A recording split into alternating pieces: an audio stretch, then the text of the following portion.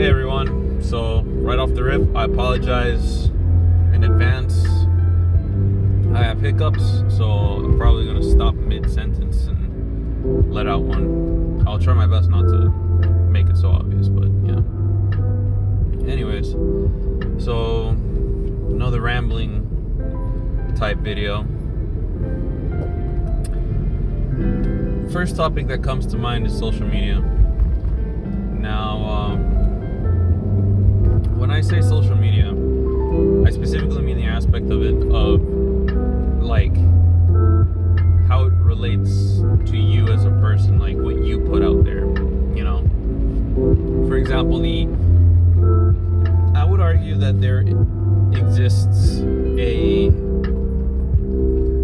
real life you, like the you that is watching this video and the you that does things and talks to people in person, you know. There's that. And then there's also this online you, the you that you present yourself to the internet, to social media. For example, like Facebook, Twitter, Instagram, Reddit. What you put out there, you start building your online persona of you. And what I wanted to get at in relation to social media and this topic is that a lot of people, and this is probably a given to you, some of you who watch this, but I would say that a lot of people who are on social media, their social media profiles show them to be, let's run this red, show them to be a lot happier than I would say they really are. And I would argue that a majority of people, not all, because I can't say all people, you know, but I would say a majority of people tend to share moments when they're very happy, but less so when they're down. Like, you don't see that many posts where they're feeling sad, or they tell you how sad they're feeling, I guess, or I don't know. I guess I don't see that much of it myself. But you tend to see more people eager and willing to show you and share when they're feeling happy and when they were feeling happy, and, you know, show off a happy picture for Instagram or whatever, you know, or even just share positive status posts on Facebook or Twitter, you know, stuff like that. Then you know, posting like, hey, I'm feeling sad, or I don't know, a picture on Instagram that shows you're sad, some stuff like that. Like, what I'm basically trying to get is that people don't tend to show when they're sad over the internet, not as much as when they're happy. And that leads to I guess you could say, I wouldn't call it like a type of catfishing, but I guess what I want to get at is that basically, you know, don't judge what you see off of an online person profile and make that like who they are as in real life, if that makes sense. And these hiccups, I gotta stop talking. Like just now, gotta stop talking at random points in time to hold it in or whatever.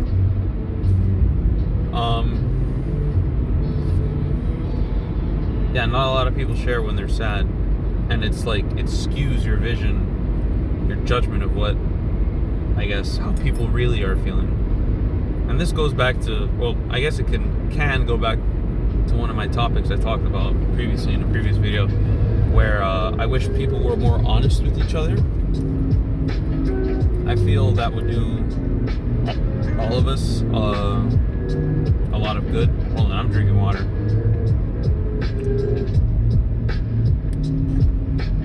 Can't run that one.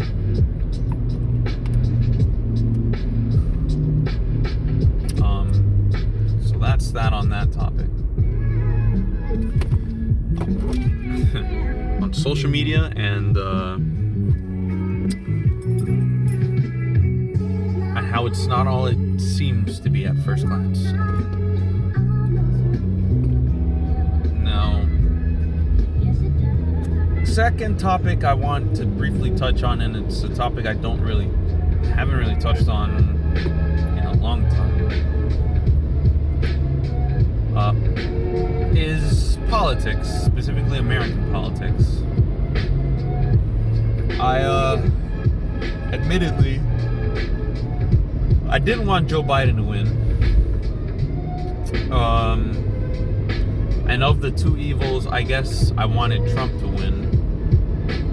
Because I figured at least with Trump, it could at least be 4 more years of continued progress as opposed to having Trump, then Biden, who's, I assume, going to do away, or try to do away with as many of what Trump just did the past 4 years, like putting us back in the Paris Climate Accord agreement. Save your opinions on that, but I'm sure he's already stated he wants to get back in that. And Biden's already talked about the Iran nuclear deal and how he wants to get back into that. I don't think that's a great idea. Why would you, negotiate with your enemies? But that's my opinion. And Joe Biden is remarkably takes a softer stance on China than Trump. Trump took a harder stance on China than I'd say most presidents in recent history have. And on a more, I guess, on a social level, I'll do a turn here. Hiccup. I'll take this opportunity to take a drink of water while I wait.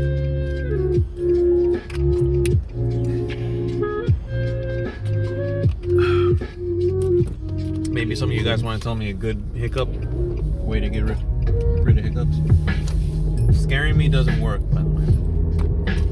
Or at least doesn't work for me. What was I saying? So yeah, Biden. I don't think we're gonna be seeing a lot of progress being made under Biden, or at least that's what my gut instinct tells me. I feel he's gonna be a do-over type president. Like, oh, here's what Trump did, here's what I'll do. He's got it easy, I would argue, because the canvas has already been set for him. You know how like pre-K teachers or kindergarten teachers would give you like those homework assignments where they would like in dotted lines dot out or draw out the letters that they wanted you to practice. Basically that, but for Biden. And instead of the homework assignment being dotted out letters, it's the past 4 years of progress. Like it or not, it's progress of some type. May not be the progress you like or agree with, but it's progress. Will be done away with. So it'll be interesting to see how, I personally think it'll be interesting to see how Joe Biden navigates his way through these next 4 years. Like I said, I think personally he's just going to be focused on being I am undoing everything Trump did, so please re-elect me. Not that I think he'll be going for re-election. Well, maybe he will, but he'll be pretty fucking old.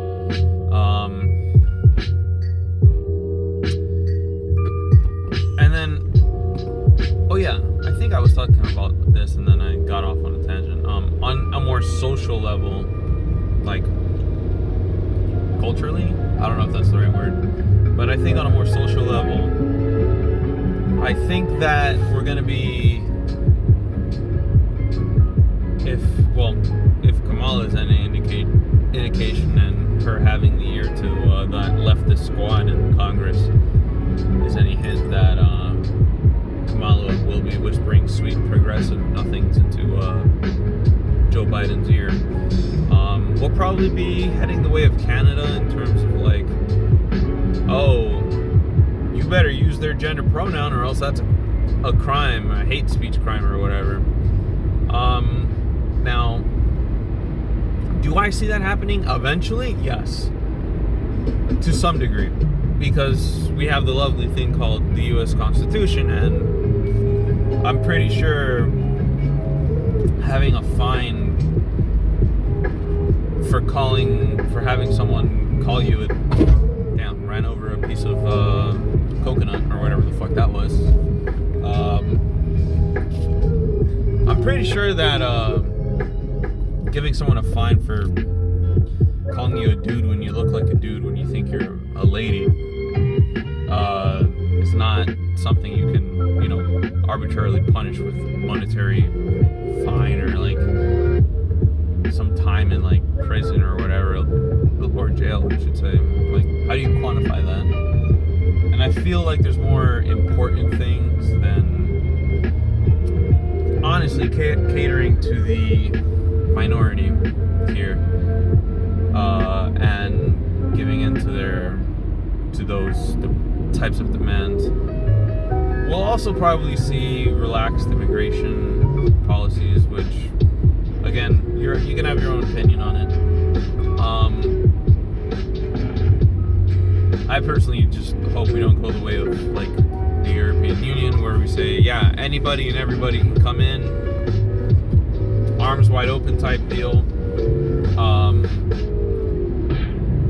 Because I don't want what's going on in Germany, in Italy, in Spain, in France to become the new normal here, where there it goes, where over here we have the wonderful thing called freedom of speech, and I can say something very offensive regarding a certain religion's prophet, and I can rest easy at night knowing I won't have my head cut off or be stabbed in the middle of the street or have fear for my life walking out in the middle of the street because, a newspaper made fun of a certain religious prophet, and now all of a sudden everyone in that country, and then, everyone who identifies as that religion across the world all got up in their arms about it. I don't want that here. And not just for that religion, but any religion. Fuck it. Fuck these hiccups. Islam, Christianity, Buddhism, Judaism. I feel like the innate ability to have free speech means you have to be okay with being offended, and you are innately okay with offending others. This is like a mutual contract agreement that I feel most people should agree on, or should innately agree upon, But that's wishful thinking, and I'm stopping it here before I go off on too far of a tangent. Yeah, that's my that's my views on current state of politics here, and my personal opinion on a few things. Next brief topic I want to talk about before I call it an end here.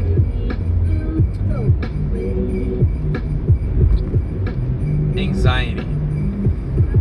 It's been something that's been creeping up on my mind lately, and I've talked about it kind of on a related tangent in a previous video, like gut feelings. But anxiety, I'm sure we've all felt it. It's a natural thing. But for some of us, it controls us and our life some more than others. For example, there are people who I personally know who are sadly gripped by their fears, by the fears of their anxiety, and it takes control of them in such a way that it stops them from like doing what they want for a time. Not a permanent type thing, but for a time, while they're not in the right mindset, they can't listen to anything but their anxiety riddled mind. And I'm not ashamed to admit I've fallen victim and listened to my own anxiety instead of I guess centering myself and thinking things rationally. And it's something that we say we all are able of doing and should do in such situations. Like, hey, if you're in a tense situation or you're feeling anxious, just breathe and count to 10 and then recollect your thoughts. It's not that simple all the time,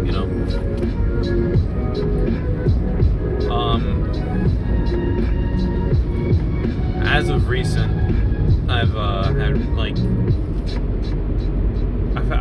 felt anxiety before going to work. I've had no reason to feel anxiety before going to work, and it usually dissipates after actually going to work.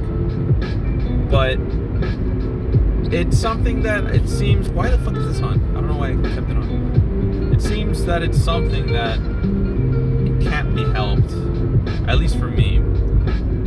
Though in ways that I've improved for myself is I tell myself out loud, like, hey, this is gonna be over as soon as we step in and getting busy at work. I know for some people, maybe some of you watching this, that you guys suffer from anxiety of a different type, and it controls your life in a different way. If there's anything I wish you could learn from me is just be conscious of the fact that there's nothing in this life up until this very point of you watching this video, there's nothing that you have not been able to surpass. Every impossible obstacle that you faced thus far, every moment you thought, oh, this is it, my life is over, look at you now. Where are you at? You're watching this video, and those life-ending scenarios that you thought it was going to be the end of your life and that you pulled your hair out over and you were feeling so anxious about, it's all gone. It's in the past, and there's nothing that, if you got the desired outcome or not, there's nothing that you can do about it. It's in the past. The only option you have now is to go forward. And on that note, I'll cut this out here. Thanks for watching, guys. I think on this one, well, now my hiccups are gone, I think. But I think on this one, I kept my thoughts a bit more in check. Still haven't used the notepad to keep a list of what I want to talk about, but I guess that's something I'll get around to doing eventually. In any case, thanks for watching, guys. See ya.